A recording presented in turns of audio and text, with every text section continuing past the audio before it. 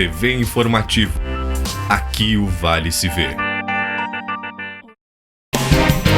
Redação Informativo. Oferecimento Fruc Cola. Descubra esse sabor. Unimed. Cuidar de você. Esse é o plano. Sicredi. Gente que coopera, cresce. E Lojas Dulhos. Aqui é fácil estar na moda.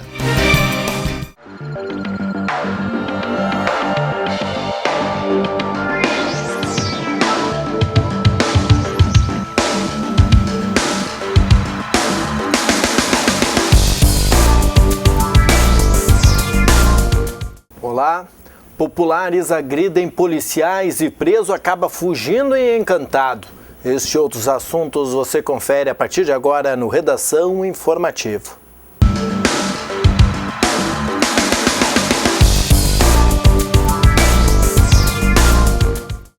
Apontado como autor de diversos furtos na cidade, um jovem de 21 anos, conhecido como Ratinho, foi recapturado pela Brigada Militar por volta das 5 da tarde desta quinta-feira.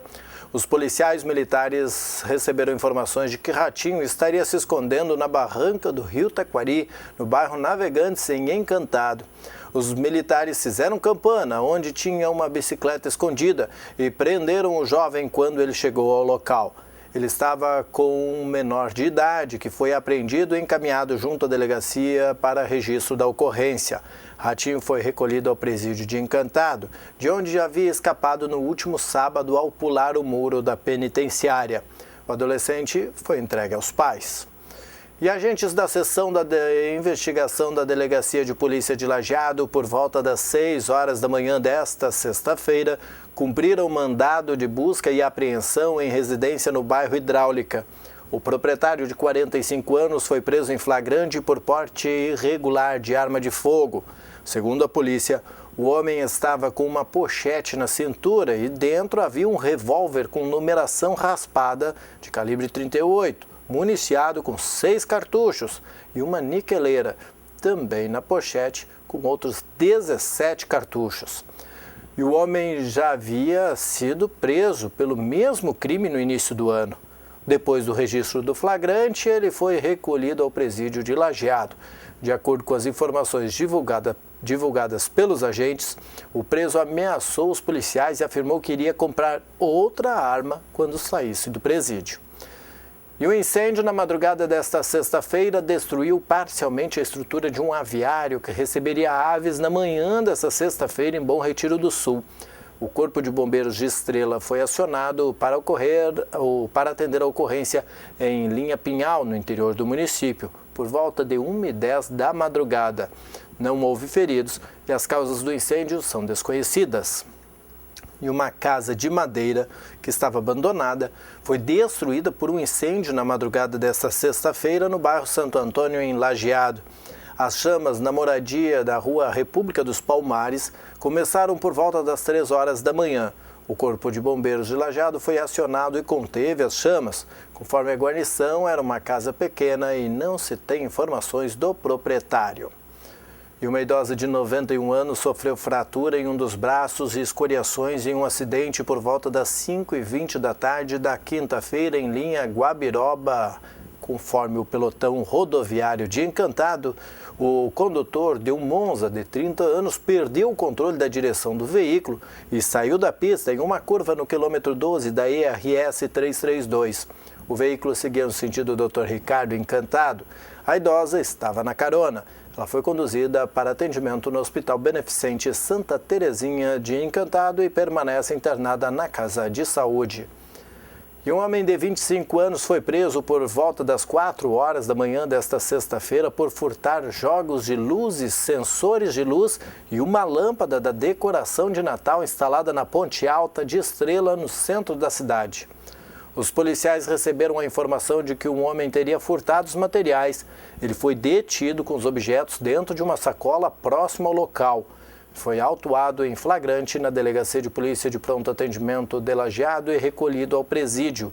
Conforme a Brigada Militar, ele tem diversas passagens pela polícia, incluindo um caso de tentativa de homicídio, furtos, ameaça, desacato e roubo a pedestre. E um foragido que havia sido imobilizado pela Brigada Militar conseguiu escapar após populares agredirem os policiais militares. Isso foi por volta das 7h20 da noite da quinta-feira, no bairro Navegantes, em Encantado. Quando o jovem de 20 anos, foragido do regime semiaberto do presídio de Encantado, foi detido pelos policiais que faziam a patrulha na Rua dos Navegantes, um grupo de pessoas investiu contra os brigadianos que compunham a guarnição. Segundo a polícia, um homem inclusive tentou tirar a arma calibre 12 que um dos policiais usava. No momento em que os policiais faziam a defesa das agressões, o foragido acabou escapando e não foi mais localizado. Os brigadianos só conseguiram conter o grupo com a chegada de reforço. Um homem foi detido e encaminhado à delegacia de polícia de pronto atendimento de Lajeado, onde foi autuado pelo caso e vai responder processo em liberdade. Um dos brigadianos ficou ferido na ocorrência. Acompanhe agora o comentário do advogado Edson Kober. Olá, amigos. Muito se fala no Brasil sobre a situação dos presídios e sobre o alto índice de reincidência. Pois a alta reincidência não é somente no Brasil. Uma estatística do Departamento de Justiça dos Estados Unidos acompanhou durante 5 anos a vida de 400 mil prisioneiros libertados em 2005 para estudar a reincidência no crime. Na semana passada, divulgou o estudo realizado em 30 dos 50 estados americanos. Os resultados não são animadores e o índice de reincidência no crime dos Estados Unidos é de 77%. No Brasil, dados de 2014 do Conselho Nacional de Justiça mostraram que o índice de reincidência é de 70%, levando-se em conta apenas os egressos do sistema penitenciário comum. O levantamento feito revelou que nesse período de 5 anos, a polícia nos Estados Unidos realizou cerca de 5.500.000 prisões de membros dessa população de 400 mil prisioneiros, que representam 75% de todos os prisioneiros libertados nos Estados Unidos em 2005. Da população que voltou a reincidir no crime, elevando a taxa para 77% em um período de 5 anos, mais da metade, 57% dos ex-prisioneiros voltaram a ser presos dentro do primeiro ano de liberdade, e cerca de 2/3, 68%, dentro de um período de 3 anos de liberdade. O Brasil é o 16º país mais violento do planeta. É uma violência epidêmica que está gerando desespero nacional. Vê-se pelos dados que o enfoque repressivo, ou seja, cadeia, é fruto de uma interpretação equivocada do funcionamento do sistema punitivo.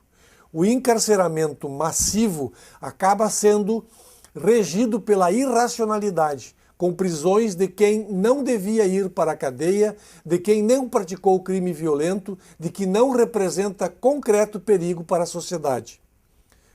Portanto, os dados apresentados nos levam a concluir de que a afirmativa de que todas as prisões seriam legítimas não é verdadeiro e de que todas elas em conjunto baixariam a criminalidade, assim como gerariam mais segurança para a população. Quem pratica crime não violento necessita de educação, de penas alternativas, não de encarceramento. Vamos refletir sobre isso e até a semana que vem. O segundo dia do Congresso Estadual de Sustentabilidade da Cadeia Produtiva da Erva Mate, que integra a Turismate, teve painéis com Fábio Soares Pires, engenheiro florestal e mestrando da Universidade Federal de Santa Maria, e Ivar Wendling, pesquisador da Embrapa Florestas, e o empresário Heroldo Seco Júnior, da Mate Express, que falou sobre estratégias do mercado e marketing. Quase 200 pessoas participaram.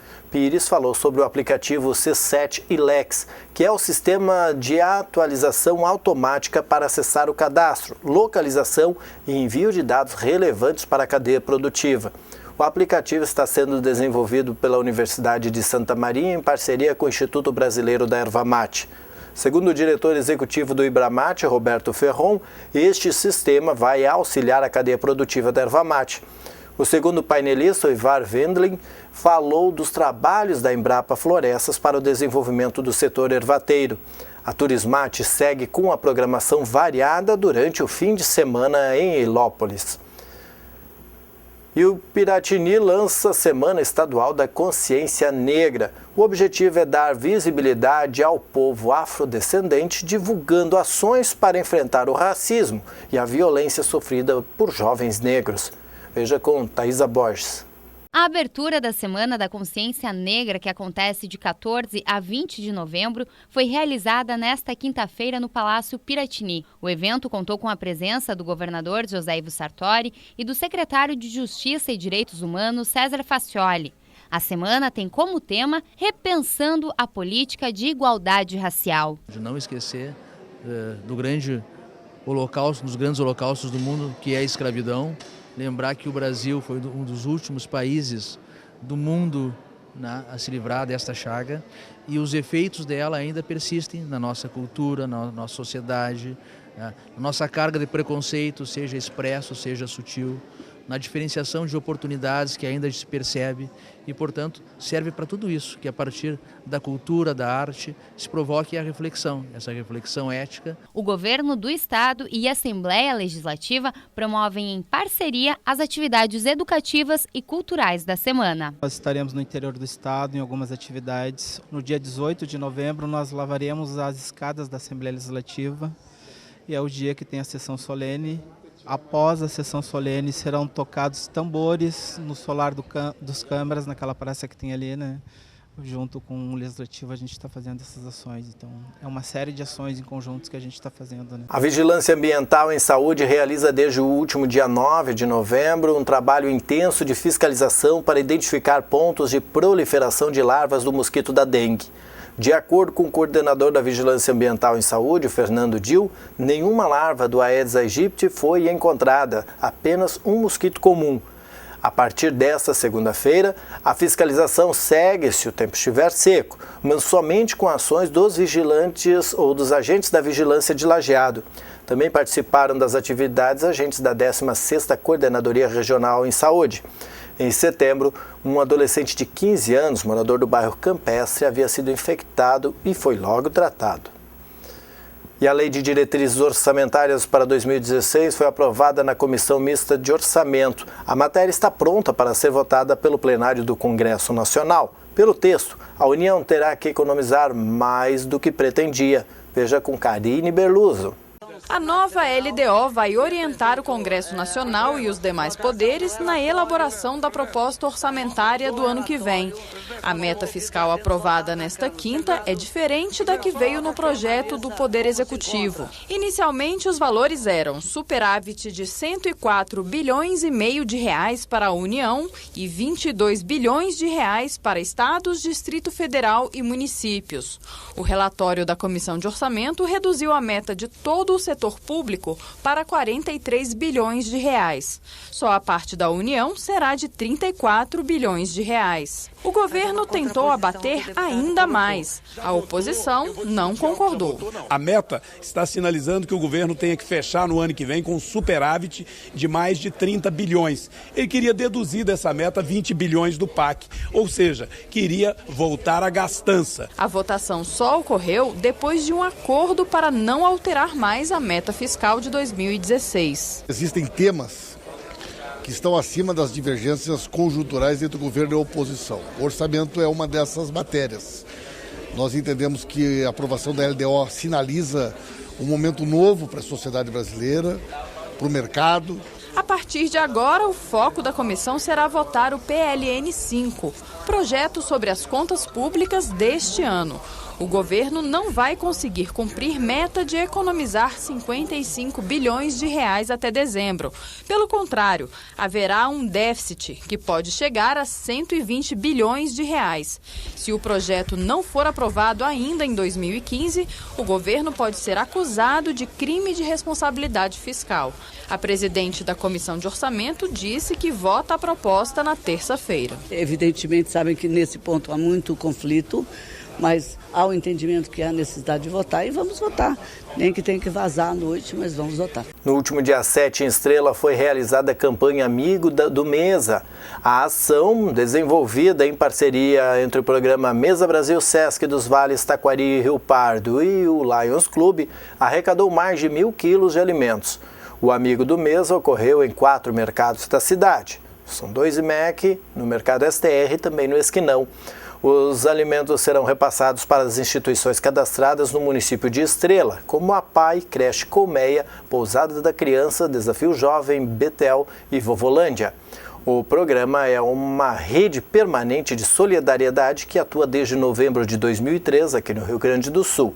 Para alcançar essas metas, conta com o apoio de empresas, entidades sociais e voluntários. Mais informações podem ser obtidas junto ao Sesc Lajeado, na Silva Jardim 135, aqui em Lajeado, pelo telefone 3714-2266. E o Brasil assina um contrato de 15 anos para a exploração de reservas no Atlântico Sul. Veja com Leonardo Meira. O contrato foi assinado entre o Serviço Geológico do Brasil e a Autoridade Internacional dos Fundos Marinhos, órgão ligado à ONU que regulamenta a exploração na área internacional dos oceanos. O país vai explorar com exclusividade, pelos próximos 15 anos, crostas ricas em cobalto, níquel, platina, manganês, tálio e telúrio. Esses materiais são utilizados, por exemplo, no refino do petróleo, em objetos capazes de suportar altas temperaturas e também na radiografia. A proposta do Brasil estava em análise desde 2013. É o primeiro país do Hemisfério Sul a assinar contrato com a autoridade internacional, entrando assim para o time de nações que estão na linha de frente em pesquisas minerais nos oceanos, incluindo Rússia, Noruega, França, China, Alemanha, Japão e Coreia do Sul. Isso se traz também todo um processo de desenvolvimento tecnológico, de recursos humanos, e é o Brasil, digamos assim, entrando dentro de uma nova fronteira exploratória de conhecimento que eu espero que vai trazer não só recursos econômicos, como também recursos humanos e tecnológicos para o nosso país. O Brasil vai estudar e explorar recursos minerais numa área de 3.000 quilômetros quadrados, numa região conhecida como Alto do Rio Grande, a 1.500 quilômetros do Rio de Janeiro. Os primeiros 5 anos do contrato serão para conhecer a região. 2 expedições vão coletar dados e também amostras de água e minerais. A proposta envolve também universidades e cooperação com outros países, fortalecendo relações internacionais, técnicas e científicas. Para desenvolver o plano de trabalho, vão ser necessários mais de 11 milhões de dólares. Nos últimos 5 anos, já foram investidos cerca de 60 milhões de reais em pesquisas no Atlântico Sul. Os recursos vieram do Programa de Aceleração do Crescimento, PAC. Nós conhecemos muito pouco os oceanos, particularmente o Atlântico Sul, é a área dos oceanos talvez seja menos conhecida, e a nossa ideia é que esse projeto traga esse desenvolvimento, e além disso, uma cooperação mais efetiva com os nossos países vizinhos, aí, tanto da América do Sul quanto da África, que são banhados por esse oceano. E na entrevista da semana, o repórter Alício de Assunção fala com o vice-prefeito de Sério, Paulinho Haroldi.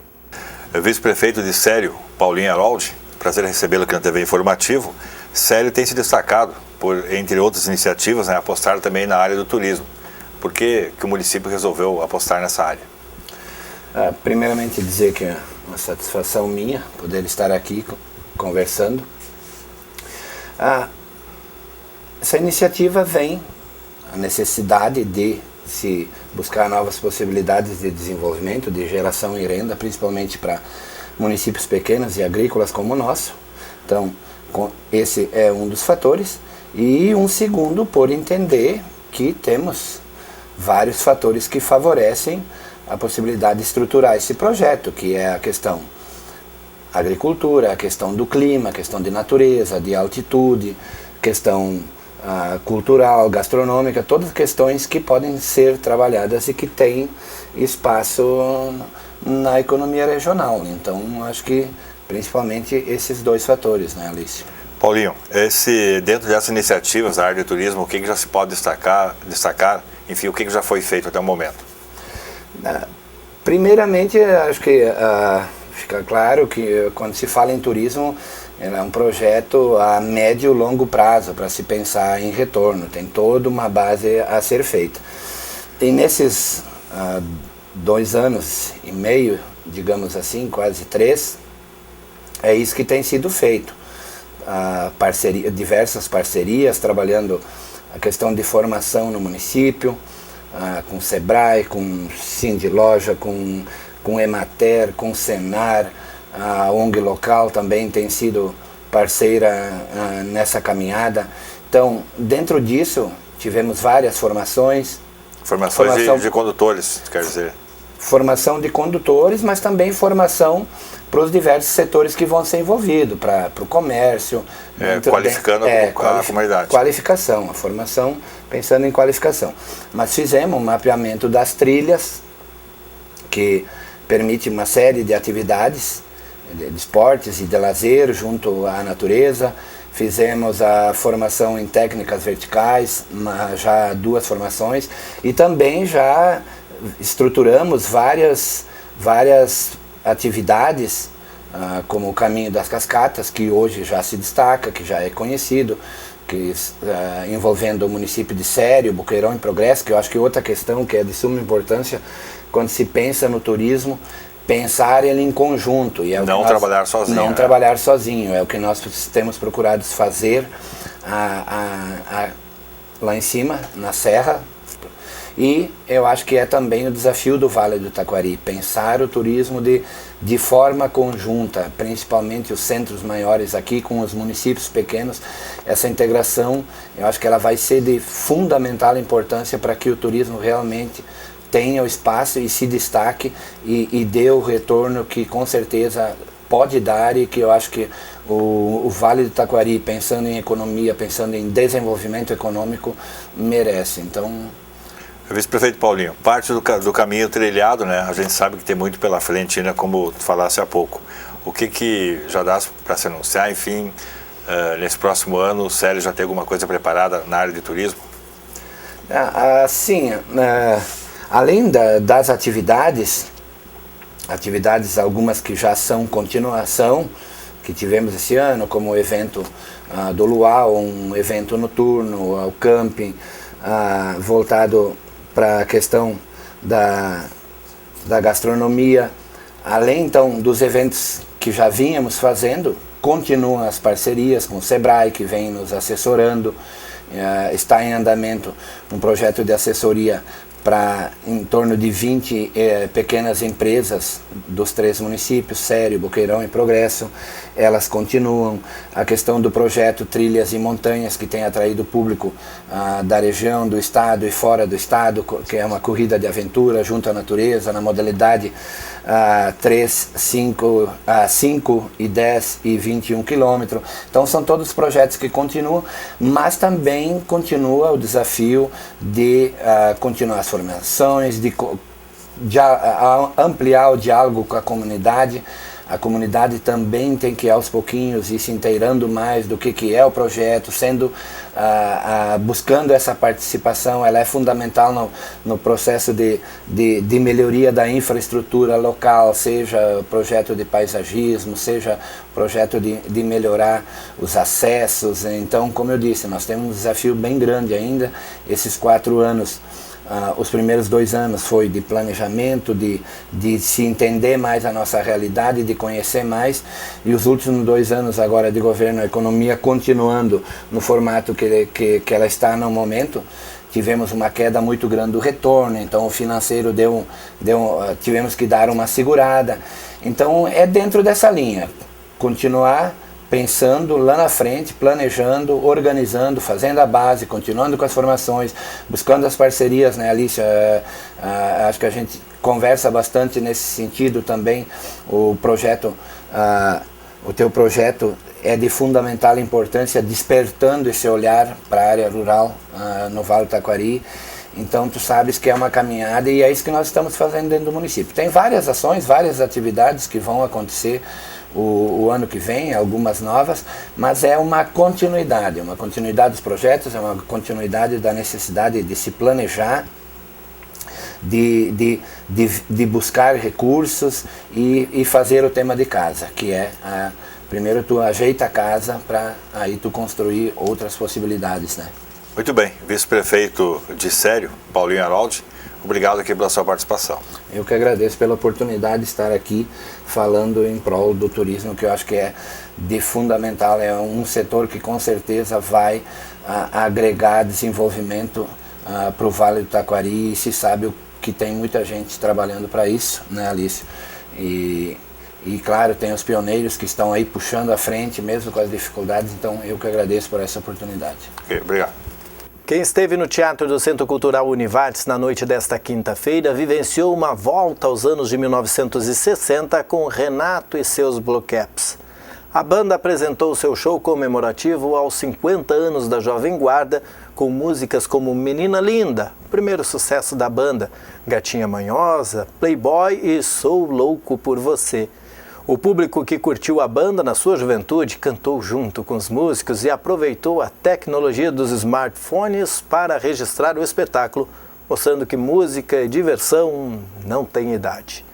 A banda já teve várias formações, mas atualmente é composta por Renato Barros, o idealizador e criador, que é o guitarrista, vocalista e compositor de vários hits da MPB, com inúmeras regravações até os dias de hoje.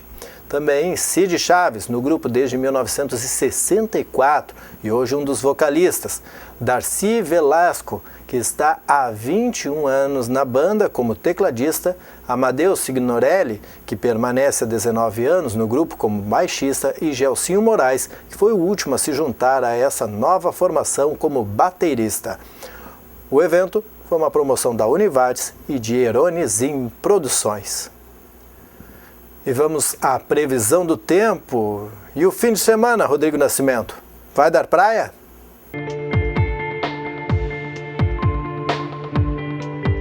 Olá, esse é o Boletim do Tempo para o Redação Informativo, com a previsão do clima para este fim de semana. E olha só, Márcio, não vai dar praia não, mas pelo menos vai dar para lavar a roupa suja que ficou acumulada durante esses dias de chuva.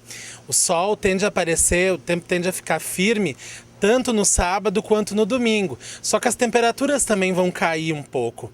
Esse calor dos últimos dias de 30 graus dá uma folga, assim como a chuva, e deixa o tempo seco, mas mais fresquinho, menos quente. Então, quem está planejando uma piscina aí ou uma praia, vai passar um pouco de frio, mas vai ter o sol como companhia. E essa tendência, esse tempo seco, vai ser só no final de semana mesmo. Porque a partir de segunda-feira, uma nova frente fria retorna à região e aí a chuva se estende pelo menos até a metade da próxima semana. Então vale a pena aproveitar esses dias de sol para colocar tudo em ordem todo dia em casa, certo? Vamos ver como ficam as temperaturas então em Lajeado neste fim de semana? O sábado será de sol, a mínima prevista é de 19 graus e a máxima chega aos 26 graus. No domingo, sol também, a mínima prevista é de 17 graus e a máxima chega aos 28. Na segunda-feira, o dia começa com sol e a tendência é que ao longo do dia pancadas de chuva podem alternar entre períodos de sol e nublado. A mínima prevista para segunda-feira é 16 graus e a máxima 29 graus. Este foi então o Boletim do Tempo, nós vamos ficando por aqui. Um ótimo fim de semana a todos. Retornamos na semana que vem na sua companhia. Até lá!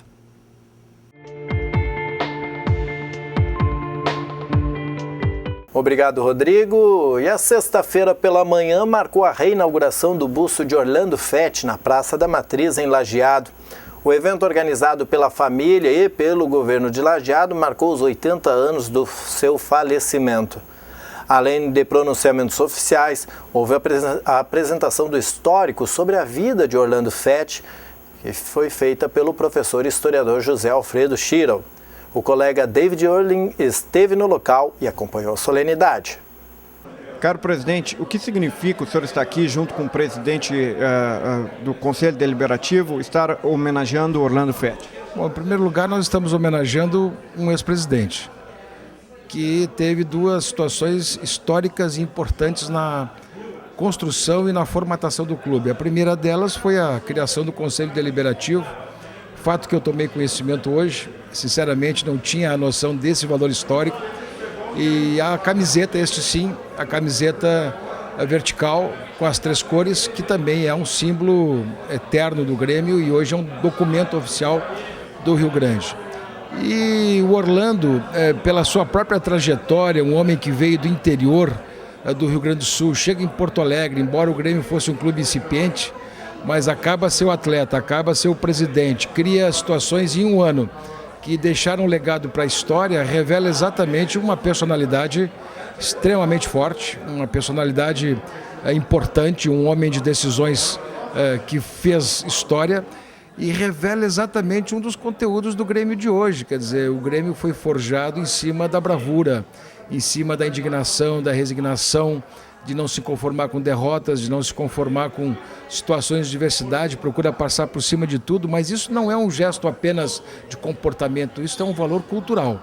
E a gente passa a compreender muito melhor por que o Grêmio chega a esses valores dos dias de hoje, por conta dos homens que foram responsáveis pela formação e pelo conteúdo de comportamento do clube. E o Orlando certamente foi uma das pessoas que influenciou nesse sentido. Então fica exatamente uma homenagem que o Grêmio faz na figura dele, mas principalmente da família, onde tem conselheiros e tem muitos gremistas. Este foi o Redação Informativa desta sexta-feira, 13 de novembro. Na sequência vem o Papo de Boleiro. Nós voltamos em edição inédita na segunda, às 6h30 da tarde. Você acompanha a nossa programação também no www.tvinformativo.com.br.